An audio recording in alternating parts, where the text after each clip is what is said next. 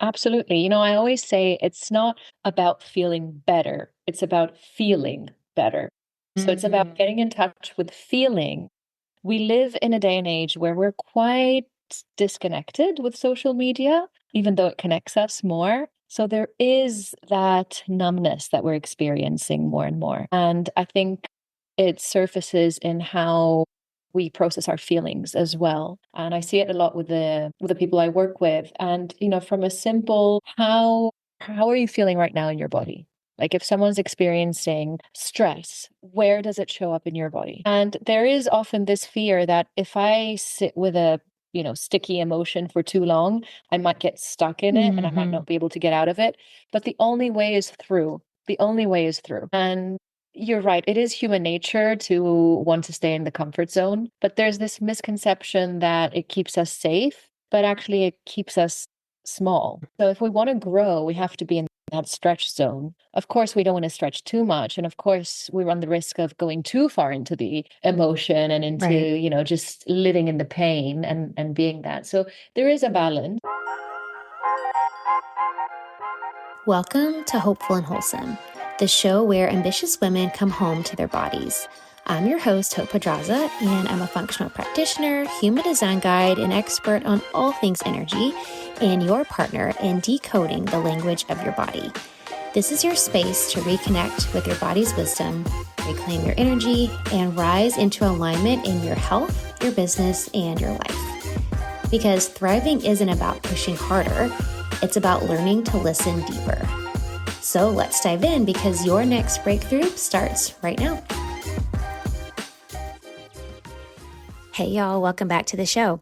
Today I have on the show Melina Linden, and she is a holistic psychologist dedicated to empowering people and couples to lead a richer, more meaningful life by integrating mind, body, and spirit. So she is working the whole body, and I love talking about holistic methods. So we are talking about so many things today. One of them is the whole method. WHOLE.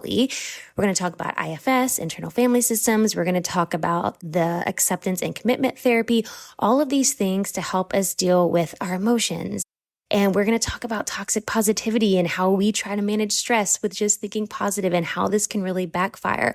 It's all about emotions, managing emotions, handling emotions, accepting emotions, living with emotions, all the things about emotional intelligence and emotional well-being and how this affects our overall wellness. So let's jump in. All right, y'all, I'm here with Melina. Thank you so much for joining us today. My pleasure. I'm excited to have you. First, I want to start with you just kind of speaking to, as a holistic psychologist, speaking to what that means. I think people are familiar with therapists and traditional psychologists, but your work is a little bit different. So, can you kind of explain what separates your work maybe from traditional therapy work? Yeah, absolutely. So I have a background in psychology. I have a degree in psychology, but I also am trained as a yoga teacher. And while I was in India doing my training, I was really open to this new world of the connection between the mind and the body. And through the yoga practice, I could see what an effect that had on my mood and my mind, my thoughts, different poses for different reasons. If I needed to be more energized, do more inversions. If I needed to feel more grounded, do more prone poses. So, as I developed my practice, my psychology practice, I thought that it just doesn't make sense not to include the body, the treatment. So, holistic psychology brings the body into the conversation. And I think more and more, after reading books like The Body Keeps the Score, or, listening to a lot of Gabor Mate's work, or just diving into that world of somatic psychotherapy, I see more and more how deeply intertwined the mind and the body is. So holistic psychology is that it brings the body into the discussion. It's not just the mind. I'm also a big fan of practical tools and practical ways to not just improve our mood, but to function better, to live richer lives, to be able to deal with all the spectrum of emotions in a better way. So it's not just about feeling good, it's about knowing and learning how to manage everything that inevitably comes our way in life. Yeah. So, yeah, to answer your question, holistic psychology brings the mind, the body, and the soul into the conversation practice. Yeah, I love it. And anybody listening is a fan of all of that because those are all the things we talk about on the show. So I love that this work brings it all together.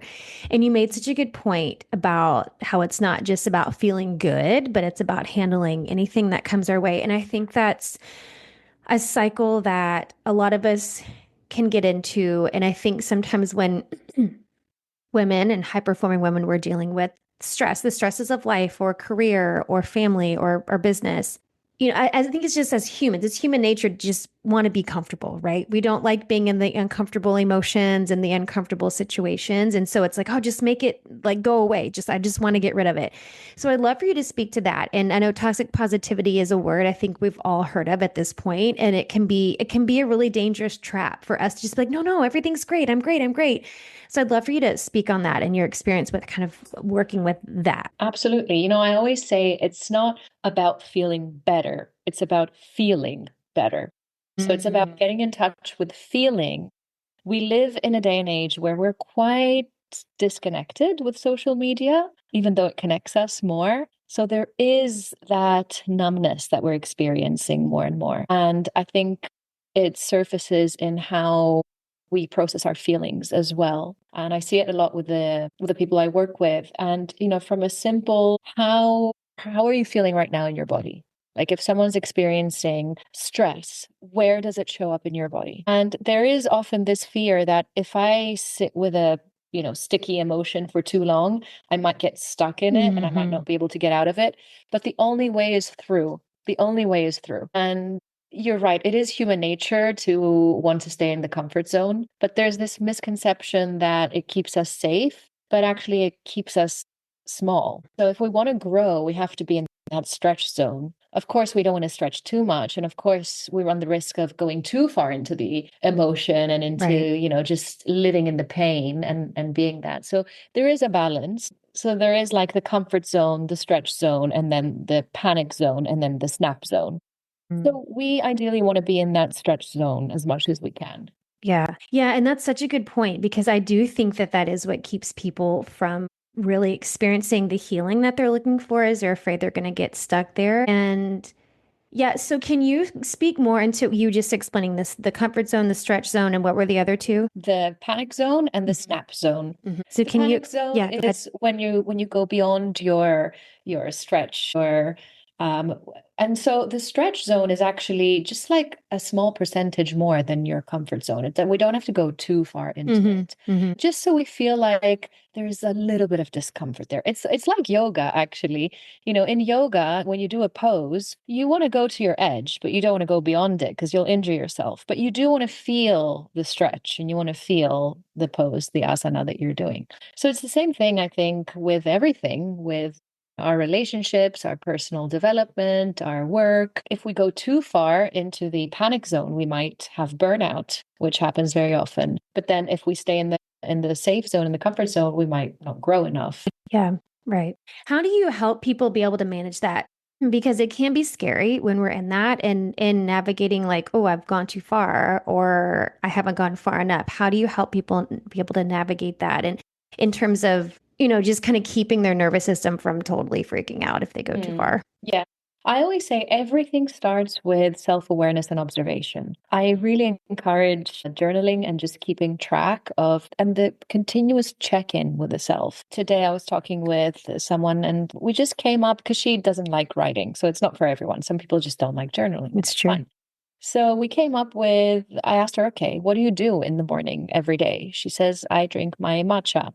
I'm like, okay, right when you have your matcha, before you drink it, you're holding the cup, it's nice and warm in your hands. Just take 30 seconds and just do a mental check in. How am I feeling? What do I need? How's my mind? How's my body? And, that whole thing could be seen almost as a self-care ritual, even though it's so simple, it's so quick, it's so easy. It's literally, and it's habit stacking as well. You're already every day, you're drinking your matcha. So just stack on another little habit of a quick mindfulness check-in. And all that can be seen as a little ritual of self-care and self-love. And how often do we ask ourselves, this is why I love yoga, by the way, because every morning you step on the mat and you have to check in. You have to say, okay, how's my body? Where do I need to have more space? Am I sore? And, it starts with the body and then it goes into the mind as well. Okay, am I anxious? I notice that I'm a bit restless. I notice that I'm resisting to stay in some poses, or the opposite. I notice I kind of I'm tired. I just want to stay in this pose for like 5 minutes. So I think it starts with self-observation and this check-in with ourselves. And a huge, huge asterisk here is it's good to do this without judgment, but with Mhm. compassion. So whenever we're observing something, always do it with, I call it the curiosity of a child. A kid when they're young and they ask, why is that? Why is that? Why is that? And they have this very beautiful, innocent curiosity. It's kind of like in doing it with that energy, inviting that energy into it, there will be that voice of judgment. Why do I feel so tired today? Why did I just eat, you know, a piece of cake? And there's always that voice, but learning through compassionate inquiry and through acceptance and using different acceptance techniques, how to create space for everything that's within us. Yeah. So awareness, acceptance, compassion, and then adjusting based on that, adjusting your sail. We're like boats and we can't control our emotions or the thoughts so much, which is the weather. We can't control if it's going to rain or be stormy, but we can always control how we adjust our sail. And okay, so if I adjust my sail, then how do I know where I'm going? So we need a compass as well, and that's our values. So another part of the work that we do is figuring out people's wants. What do they want in life? So often people don't know what they want. I see this time, and I didn't know what I wanted for a long time. And also, we change our minds too. We might know what we want today, and then a month from now, we Mhm. don't know again. So it's a process and it has its ups and downs, but it's important to have that compass so we know how we have to adjust the sail. And then we need techniques to actually adjust the sail. So that's the kind of map that we follow. Yeah. No, I love that. I love that. And you mentioned something there too that I wanted to touch on. And I think that it was, you talked about, controlling your thoughts and you can't control your thoughts. Because I think that's the other thing that people can get into a habit of thinking that they can control their thoughts. And like, this Yeah. is how I can get out of my stress or out of my anxiety is trying to Yeah. control the Yeah. thoughts. Yeah. For a long time, I thought that meditation was sitting and really focusing until your mind is blank. Yep. Yep. Yep. For sure. And you're like, wait, it's not working. I can't do that. Exactly. Yeah. Why am I still thinking things? Yes. It's really hard to control our thoughts. If I tell you, do not think of an elephant balancing on a big red ball, it's very possible that you will think of an elephant balancing on a big red Yeah, ball. for sure. And this is why I love acceptance and commitment therapy. It's an approach that really spoke to me, and it tells you, look, it's not about looking in the mirror and saying positive affirmations until you're blue in the face, because it's if you have that feeling, if you have that thought, it's going to come up, and it's almost kind of like you're suppressing it or you're not facing it when you try to convince yourself otherwise Right. or control your thoughts or think happy thoughts, think happy thoughts. Sometimes that may work, but we also have to think about what works short term and what works long term. And so here's my approach. I believe in accepting, and that doesn't mean approving, that just means creating space for it. Accepting the difficult emotion so that ultimately you can learn from it, because every difficult emotion is actually a messenger trying to tell us something, Mm. either through an emotion or as it comes up in the body. And this is where IFS comes in, internal family systems, because it actually shows you a way to connect to your parts, to your difficult emotions, and learn from them and understand why they're there. And then you can actually change their role. And that's how you go through it. And so we tend to categorize emotions in good and bad, Right. which is logical. It's in our human nature. We Yep. we want to feel happy and joyful and love and pride and all these yummy emotions. And no one really wants to feel angry or sad or guilty or any of these negative emotions. However, if we look at the bad emotions for a little bit and we really zoom in on them, I think they're so misunderstood and they're carrying really important messages. And let's take anger, for example. You know, and it's a very useful emotion to have. if you go to nature and you see, a mother bear and someone goes to attack her cub, she's going to express anger. She Hmm. needs that anger to show, hey, boundary crossed. Hmm. Same with us. We need the anger to express when our boundaries crossed. Now, I'm not saying express anger, in like physical violence or anything, but we need that emotion as a signal to give us the cue to understand that our limit has been crossed, our Right. boundary has been crossed. Same thing with sadness and stress. Sometimes I imagine a world with no stress. If no one had any stress, how would we get anything done? That's true. you Yeah. know, Yeah. even just crossing the street, if I weren't stressed about, cars, I'd probably be dead in That's 5 minutes. true. So we need these difficult emotions because they're messengers. But in order to hear their message, we first need to let them into the house. They're knocking on the door, and we put all our energy into keeping them out. So we're putting all our energy into keeping the door locked, which means we're wasting our energy. We're focusing all our energy onto either avoiding that or suppressing that. And we're missing out on all the other things because our energy is there. Like, how many times are people stressed and they're just worried about being worried? They're just stressed about being stressed and they miss out on so many other things. So, acceptance is basically opening the door and just letting it be there. It's not approving it, it's just creating space for it. Okay, like just sit at the dinner table. It's fine. Have a seat. And IFS is actually sitting with them and having a conversation again with compassionate inquiry. So compassion and curiosity are two of the main ingredients in this process. Yeah, I think that's an important distinction. I talked about this a few weeks ago at another podcast I was interviewing on, because I think, like you were talking about, we had this same conversation about how we label emotions as, good or bad or positive or negative, whatever.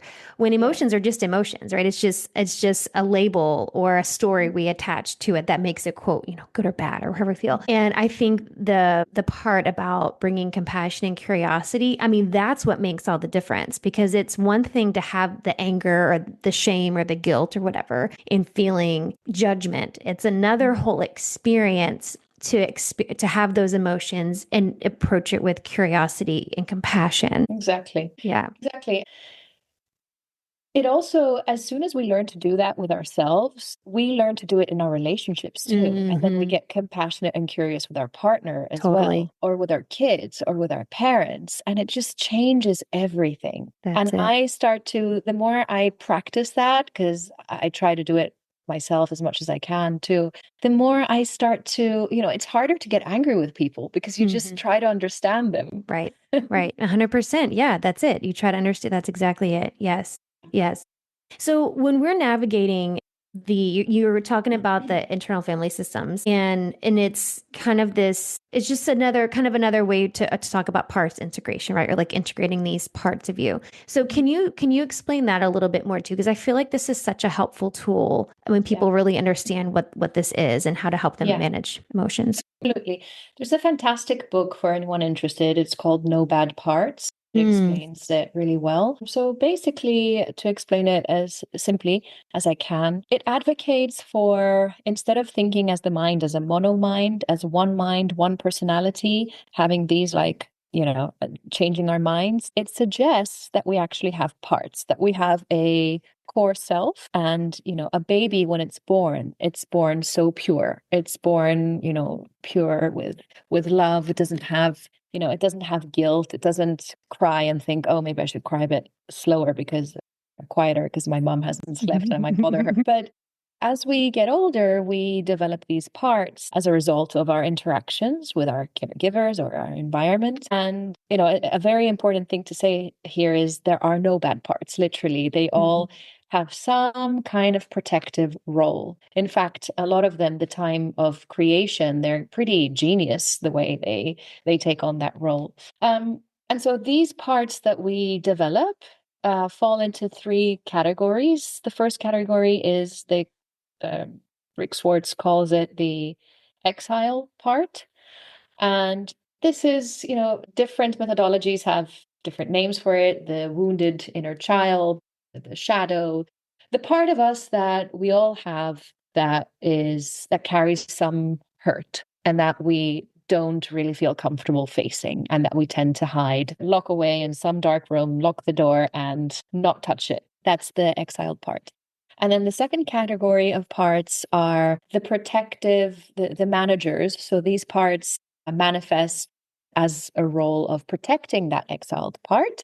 And our managers could be, for example, when we, if someone's very worried all the time, the worry part, by controlling everything, it tries to protect, or an angry part, or a part that's addicted to something. And the final category are the firefighters. So these are the parts that get activated, that sort of take over when we're triggered, and literally they try to put out the fire. And I'm sure all of us have experienced something like this, where we get so triggered by something and we feel like just something takes over, and we might say something that we don't need, that we don't mean, we might do something that we don't mean, we might indulge in some kind of addiction. That's the firefighter part that really gets activated to protect. The managers are more subtle, everyday roles, and they sort of appear or run the show most of the time. And so behind all these layers, all these parts, at the very core, we have our core self. And the purpose of IFS is to make us more self-led, to access our parts, to start to converse with them, to understand them, to let them know that we're here for them and we appreciate them, but they can actually let go now, and they can either change a role that's more suited to us, or they can just let go of the grip. And we just keep accessing and accessing and accessing and digging and digging and digging until we reach the exile part and heal that part, and then can be more self-led. Yeah, that's such a good explanation. In my head, as you're explaining that explanation, I don't know, I'm sure most people listening, if anyone has kids, you've seen Inside Out or the first and the second one. And what you explained is just that. It's like they have that, she has her sense of self that, and I don't remember if it's the first or second, my kids watch it all the time. The first or second one, and she can't find her sense of self. Movie. It's so good. I mean, like this, when I saw that, I've cried in both of them, by the way. And the second one, I'm like, every human on the planet needs to watch this and to understand what you're talking about, these parts. Exactly. And I think it's the segment where she loses her sense of self and they have to go back and find the sense of self, and then anxiety takes over. But that's what it is. It's like all these parts that have to interact with each other, when it's like they can all talk to the sense of self and be able to it's just such a beautiful illustration of what you just said. Yeah, totally. Yeah. And it's a real game changer, I think, and it answers a lot of questions. And, whenever we have a dilemma, something simple like, I don't know, one day someone might be thinking, part of me wants to go work out, but another part of me just wants to sit at home and watch TV and eat ice cream. Okay, well, let me talk to these parts. Okay, the part that wants to go to the gym and work out, what do you need? How can I support you? What are you looking for? And the part that feels like it needs to sit home and eat ice cream. Okay, what do you need? What are you trying to soothe? Are you actually tired, or are you avoiding something? And like that, we just get to know each other, ourselves better. And it's funny because we think of talking to ourselves as a sign of a crazy person. Right. But I actually think it's a sign of a really sane, mature person. I think there's no other way. Emotional intelligence. Yeah. How else are we going to learn, things about ourselves if we don't talk to ourselves? We talk to everyone else. Yeah. Yeah. It's such a good point. Well, and I think it goes back to what you were saying a second ago about that awareness piece. And I think I really feel like, I've said this before, but I really feel like that is like the keys to the kingdom is the awareness piece, because I mean, that's how we are able to deal with anything and everything, what's happening in our physical body, our mental body, our emotional body, our relationships. Like it's just that awareness. And I think especially as, high performing women, high achieving women that are listening, you get so busy in the day to day and the go, and do we have all these things to do? We have goals, we have ambition and all that, which is great. But when we're going, 90 miles a minute, we lose touch with all these parts that you're talking about, and that awareness gets lost.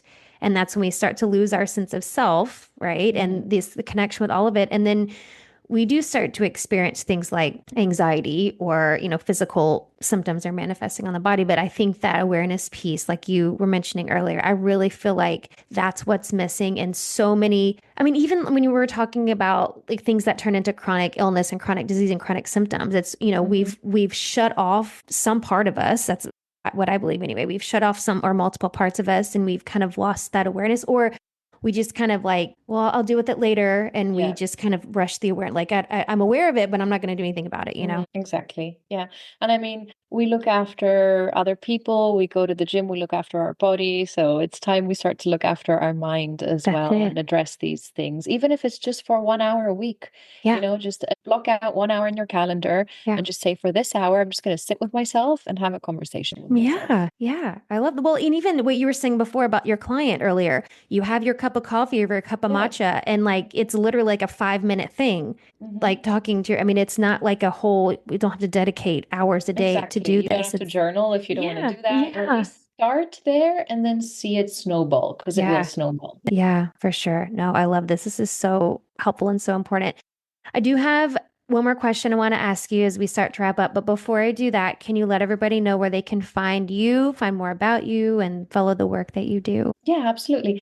My website is melinalinden.com. I'm a Zenful therapist on Instagram and TikTok. And I don't remember my Facebook page now. I think that's also Zenful therapist, but it's basically melinalinden.com. Yeah, Okay, they can find. perfect.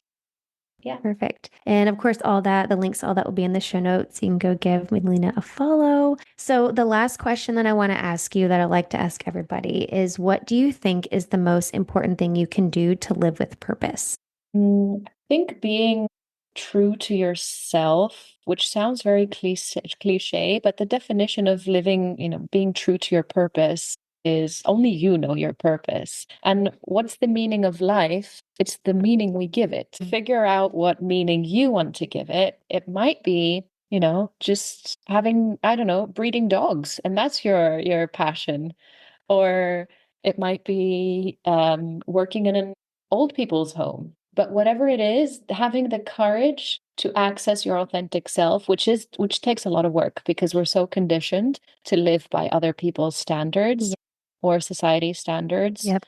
So I think by definition, to live a life that's purposeful is how do you figure out your purpose? And that is just you have to access your authentic self. There's no other way. And that takes some work and some courage and some vulnerability, but it's the only way, I think. Yeah, I love that. And I love what you said that the meaning of life is the meaning that you give it. That's so profound. That's like we get to Yeah, choose. We get to yeah, choose what that is. That's so profound. exactly. Yeah, Yeah. I love that.